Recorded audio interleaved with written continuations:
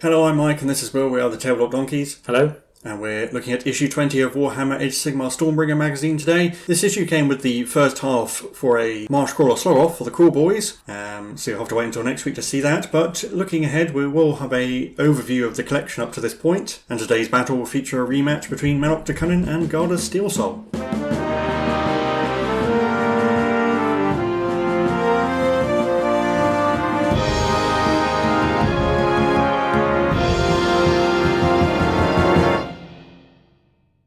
Looking through the issue first, we have some more of the book of the various beasts, this time going over the monsters of the Chaos Wastes, so particularly dangerous creatures. First up is the Mind Stealer Spheranxes. These were once said to be the guardians of the elven god of magic, but apparently have gone against that sort of ideal. These are large creatures that have dangerous horns and teeth and claws. The most dangerous factors are the fact they can actually sort of assault one's mind and actually sort of eat memories, so not the sort of thing you want to be cornered by. And we have chimeras, which are these sort of weird mishmash of multiple different creature types that have been twisted by the forces of chaos, fairly similar to the mythological chimera. And then cygors, which are these large one-eyed creatures, even larger than ogres. And though they're blind, their single eye actually allows them to see magic and magic items, and they will then use their immense strength to throw large boulders at whatever the magic is coming from. So if you know anyone with any magic items, you don't want to be near them. And then more of the Spearhead short story, the tale of Ilaria's Swiftwind. So here, as part of her reforging, she is sparring with Bastian Carthalos, famous Lord Commander of the Hammers of Sigmar, sort of going over what she's learnt in battle against the Oryx and then heading back into battle. And then background on the Fire Slayers, so these are Dwardin, who are sort of infused with the elemental power of flame and have a particular love for a substance known as Urgold, which they often take as payment or seek out. And so they use this Urgold to forge magical runes that offer them various abilities and protections. It said that if a Fire Slayer ever makes an oath, they will never break it. It also has some backstory on their magma holes, their fortresses, obviously filled with lava, and a little bit on the magma dross, which are these huge beasts which they raise to accompany them into battle. We have the battle record for our Marshcrawla Sloggoth. So these are swamp predators that the Kruleboyz will often capture and then will fit these howders too, so that grot snatcher teams can ride into battle. So the crew drummer there, his beat directs the two snatchers with their various chains or nets and grabbers. So you had their trait on the previous page and then what tactics they want to do, and you can give it a name and record some great deeds for it and so on. And then the build guide. So this issue came with the first part, so you do have to wait till the next issue to actually begin building. And it's a fairly complicated model compared to the ones we've seen so far. You will need glue, it's not pushed together, so it's more complicated than, say, the chariot. So this is just going over the Marshcrawla's body. It's fairly simple up to this point, although getting the floor of the howder in can be a little bit finicky. And the rest of it's fairly simple.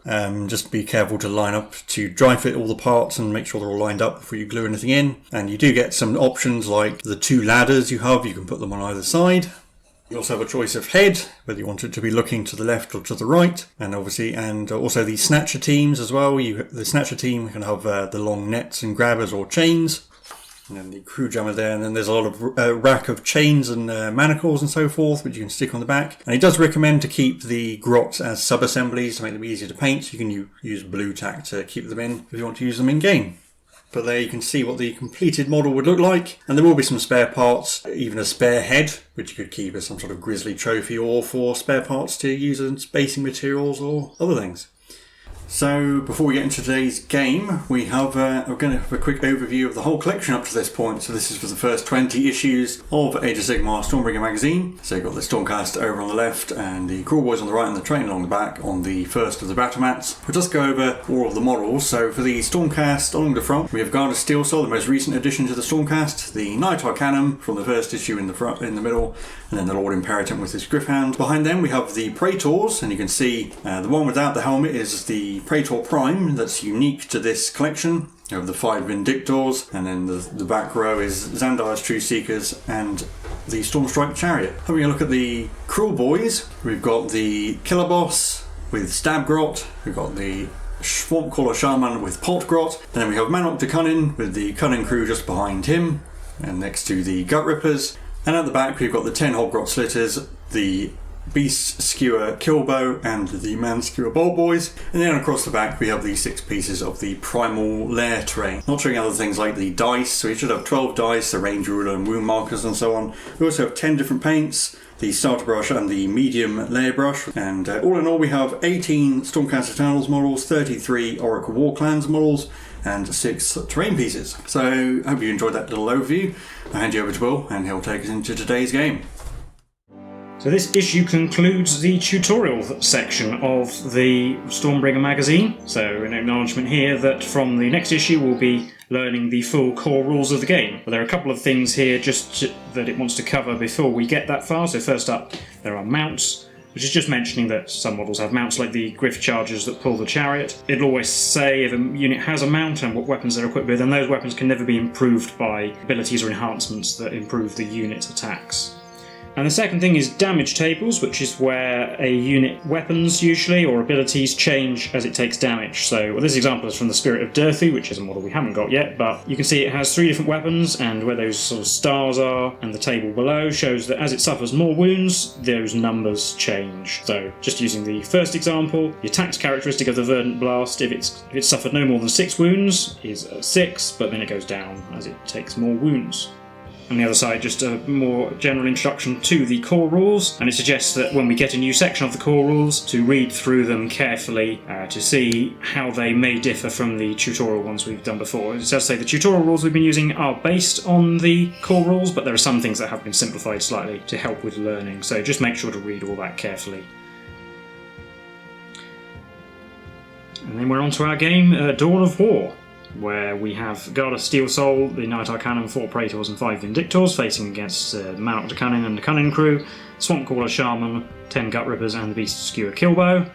We're deploying along the short edges of the desert side of our battle mat up to the first fold, and just like in the last game we're placing the scenery one at a time, starting with whoever finished deploying first. The game will last for 5 battle rounds. If one player slays all their opponent's models, they win, otherwise it will be a draw if we get to the end. As you can see, we've finished deploying. We've got the Stormcast on the left and the Kruleboyz over on the right, and then we put that in the terrain. Guard of Steel Soul I've deployed in the Celestial Realm, so you can arrive from using Signs of the Storm later. We're just rolling off to see who goes first. Well, I did roll a 2 originally, so I still lost. I think I'll go first from the first battle round. So we'll be on to Kruleboyz turn 1. Oh yeah. The Praetors will be bodyguarding the Knight Arcanum in this game. I also get to roll to see if Manok gives me an extra dirty trick on a 5+. Nope. So I'm going to be a bit covered in mud, because I don't think we're going to get too much engagement in the first battle round for Noise Racket to be useful. So for every 4+, I get to pick a unit. 1 again. Oh, it'll be the Beast Skewer Killbow again. So in the hero phase, the Shaman is going to give a poison to the Gut Rippers, and then he's going to try and cast Mystic Shield. Needing a 5, gets it with a 9. Try and unbind, needing a 10. Mystic Shield will go on the Gut Rippers, and then we're just going to move up a little bit. We're not going to get charged straight away. And then in the shooting phase, I'll start with Manok. He could potentially be in range of something if I roll really well for the range of his Marshcrawla. Oh, 16. We'll see. 16 is just barely enough to get the Vindictors in range. So the Marshcrawla has 3 attacks hitting on 4s, but 5+s do mortal wounds instead. I missed. All that fanfare. Finally, the Killbow. I think we'll shoot at the Knight Arcanum, because I think that's got the highest potential for damage. She will have cover, but I've got to hit on a 2 first. A hit. Wounded on 3. It's the hardest part. Wounded. But she is behind a piece of terrain, so she will have a 4+ save. Oh, actually. Yeah, but that's it. Bit of a pensive first turn. So on to Stormcast turn 1. So the Knight Arcanum is going to try and cast Blaze of the Heavens, I think it's called, needing a 7. 3. You can cast anything with that.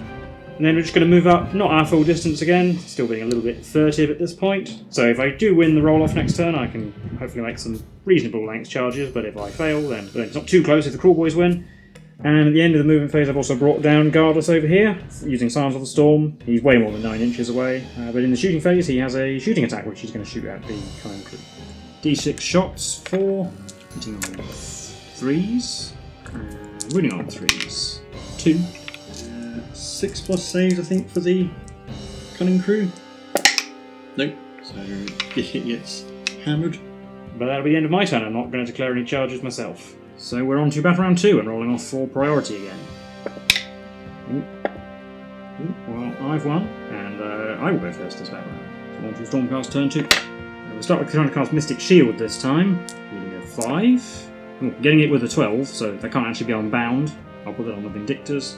So we're just moving 5 inches closer in most cases. The Knight Arcanum actually ran to get to the next piece of cover, but then in the shooting phase, Gardas will throw some more hammers at the poor cannon crew. D6, 5. On 3s, so they will hit this time. And 3s. 3. 3 6 pluses. Oh, I made one. So Shank gets hammered. And now we'll declare some charges. So Gardas will use his Saintly Assault ability, so he can re-roll his charge and he gets one more attack as well. He will declare a charge first, I guess. Yeah, I'm going to use Scare Tactics on... We'll go for the Praetors. 2d6 plus 2 to this roll is it's only a 7, that's not enough. Praetors are bravery 8.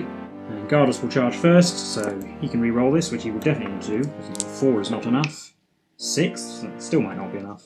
6 was enough, so I'll show you where he gets to in a minute. We'll do the Vindictors charging next. They get a 9, so they'll definitely be in. Gardas has gone into the Cunning crew. The Vindictors have gone in like that to stay a little bit further away from the Manok. And finally the Praetors will charge. They will be in with a 9 as well. They get in like so. One of them won't be able to get within range. And I think I will fight with the Praetors first, even though one won't be in range, because they do 2 damage. 10 attacks, because the Prime is in the front there, hitting on 3s. 5 hits, winning on 3s. Oh, only 2. 5 plus save, because we've got Mystic Shield. Oh, we made 1. Only 1 did Gut Ripper. Going to pick the Gut Rippers to go.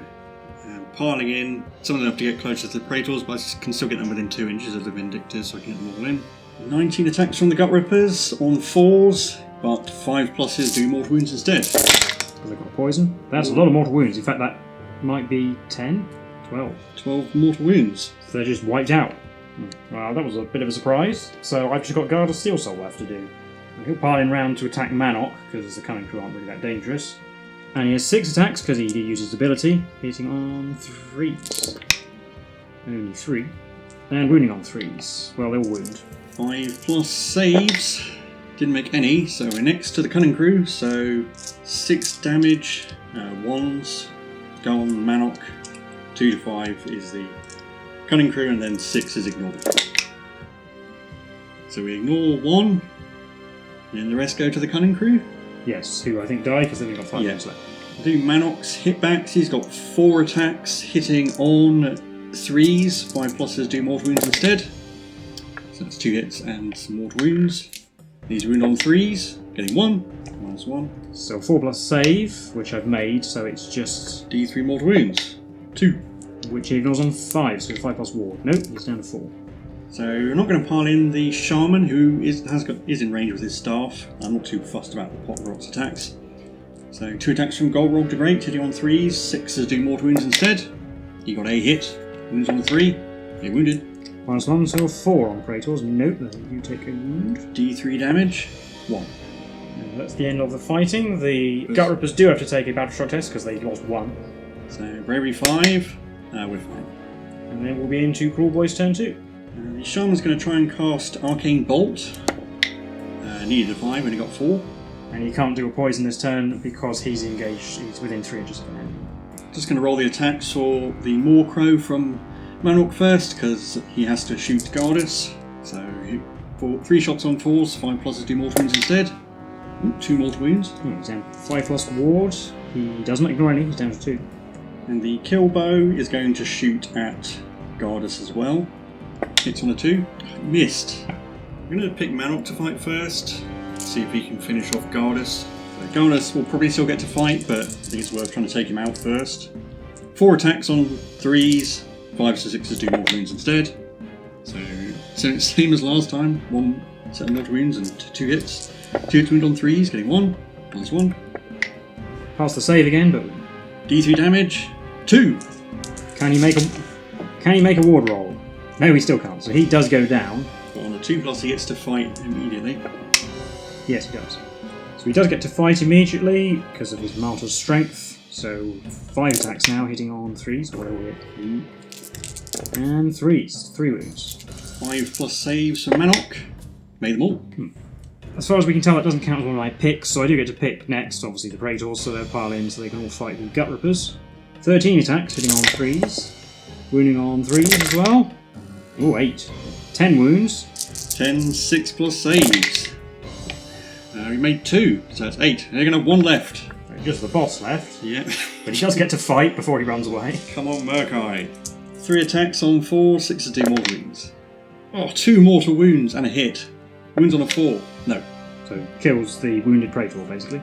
Now pile in Golmrog so you can get Stugit in range. So 2 attack from Golmrog staff on 3, 6 to do mortal wounds.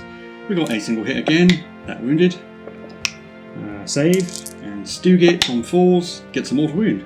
So that's it for the turn, and Murkai is automatically going to run away because he's taking a battle test with -8. And then we're rolling off for battle round 3. Well, I've rolled a 1. My 1 priority, I'm going to go first. So on to Kruleboyz turn 3. Golmrog's going to try and cast Arcane Bolt, needing a 5. Gets it with a 5. I'm trying to unbind it. Yes, I did, with the 10. Manok's going to get just over 3 inches away from the Praetors, and his bird will try and peck one of them, assuming it can get in range. Well, it does, just about. Then 3 shots on 4s, 5, 6 mortal wounds. Ooh, 2 mortal wounds and a hit. The hit, wounds on a 5 doesn't. But it will finish off the wounded Praetor. Then the kill bow will try and shoot the Praetors as well. And it hits normally. Wounds on a 3. Oh, it wounded. 5 plus. Nope. They're 3. 3 wounds base. So 2 plus every 5 plus. So 3. 3 damage, that will kill one. So that leaves just the Praetor Prime. Yeah, so Manok's going to charge. Right, more than a 3, so he's in. Golmrog and Stugit will try and go in as well. Oh, they're mad. So the 2 Auric heroes will pile in, plus Stugit. I'll pick Manok to go first. 3 attacks on 3s, 5 to 6s do mortal wounds. 3d3 mortal wounds. Well, she's got 3 wounds, so that will minimum will be enough. But that's it. It's just a Knight Arcanum left. She'll try and cast Arcane Bolt with a 5. Just about. Golmrog trying to bind, needing a 6. No. Oh, so Golmrog will take D3 mortal wounds. It's the closest, 2. Well, so Borea stand for fast stuff, I think is going to have to do it all herself, so she's going to come forward and charge. Needs about a 4. That's a 4. Well, 4 is the bare minimum, so she'll get to there and, well, pile in that way, I suppose. Away from Manok. And put 3 attacks on Golmrog the Great. Hitting on 3s, well, they all hit. Wounding on 4s. Oh, still 2 wounds. 6 plus save. No. 2d3 damage. 2. Yeah, I'll do Manok first, because he's got 3-inch range with his Prodder. 4 attacks on 3s, 5 to 6s do mortal wounds. Only 1d3 mortal wounds this time and 2 hits. He's remarkably consistently getting 3 hits. And he's wounded on 3s, 1 again. I made my save again. I think it's +1, isn't it? Yep. D3 damage, 2. So she's down to 4. Yep. And then Golmrog gets 1 hit. Again, he's very consistent. Wounds on 3. He does not. And Stugit gets 2 mortal wounds. Well, we're back to priority already. So, well, I've rolled a 6. I haven't. So I guess I'll go first. On to Stormcast turn 4. Well, Arcane Bolt, see if we can finish off Golmrog. Cast it with an 8. Trying to bind. Yes, with a 9. Oh. So I'll just have to clobber him with the stick instead. On 3s, so they all hit again. And 3s. Oh, only 1. 4s, yeah. Oh, yeah, 4s. 6 plus armour. No. D3 damage. 1. Still lives. I'm going to do Golmrog and Stugit first. So Golmrog hits twice. He's improving. 3s. Wounds twice. Blimey. 4s. Oh, failed both. Oh, so she's dead because it's 2d3 damage. Well, so with no Stormcast left on the field, that will be a Kruleboyz victory. And, well, we'll recap the game for you now. So that was the game for issue 20 of Warhammer Age of Sigmar Stormbringer magazine. How do you think that one went? I think some things went fairly well for me, like the Praetors rolled badly, and Manok made all his saves against Gardas's final blows. Yeah, and the Knight Arcanum rolled badly for damage. I think it's more your poor rolling rather than anything on my part. Well, also the gut rip, completely annihilating an entire unit of Vindictors with mortal wounds. And that was the poison as much as anything, to be honest, but still. Yeah, and it's basically the same armies as we had in the previous game, but I swapped the Hogrots for the Shaman, which is a much better trade than the Lord Imperator for the Vindictors. Even then, I think if the Praetors had rolled decently and killed maybe, say, 5 Gut Rippers or something, then it would have been a different game, because they wouldn't have annihilated the Vindictors. He probably would have finished them off with Battle Shock, and then I would have been able to charge into the Shaman and the bow. And yeah, that's sort of how I thought he was going to go. Yeah, but because the Vindictors just disappeared, all of a sudden didn't have much to do. And yeah, I mean, sure, Gardas killed the entire Cunning crew, but that left Manok safe And he did quite a lot of damage himself as well. Even his Marshcrawla did its bit. Yeah. Manok finishing off Gardas first, I think is important, otherwise Gardas can technically go twice in the same turn. I don't think he would. Gardas had attacked and Manok had survived and then killed Gardas. There's a good chance they would have taken each other out. Even having got all my charges off and everything, but I suppose it does go to show in Age of Sigmar that getting charges off is not always the best automatic benefit that it is in Warhammer 40k, because you don't get to pick all the units first. Yeah, and also that having a shaman, a good support character, can be more important than another unit of 10 models. Because the shaman did way more than the Hobgrots did in the previous game. Yes, even just the poisoner did the job, and then he also did some damage with his stick. And well, actually, Stugit, the Potgrot was very successful. Best model. Oh, another thing worth mentioning is I think we measured them after your first Praetor died. Technically, they were out of coherency, but I don't think we've actually learned that model should run away in that case. I think you killed that one anyway, but had we gone on to Battleshock phase once, and as we'll learn when we start getting the actual core rules, that Praetor would have had to run away because the unit without coherency. But actually, I mean, speaking about the rules we've learnt, I feel like of the now 4 magazines we've covered so far, I think we probably actually learnt the most rules in this one relative to the other ones of the core rules. Maybe not of the core rules, but we've learnt the most things, I think. I think at this point in the other magazines, I think there were still some fairly key things to learn about, but here I feel like we've learnt basically everything. The basic how to play the game, But they've even included things like battle traits, and Scions of the Storm, we didn't learn about that at all in Mortal Realms, despite having an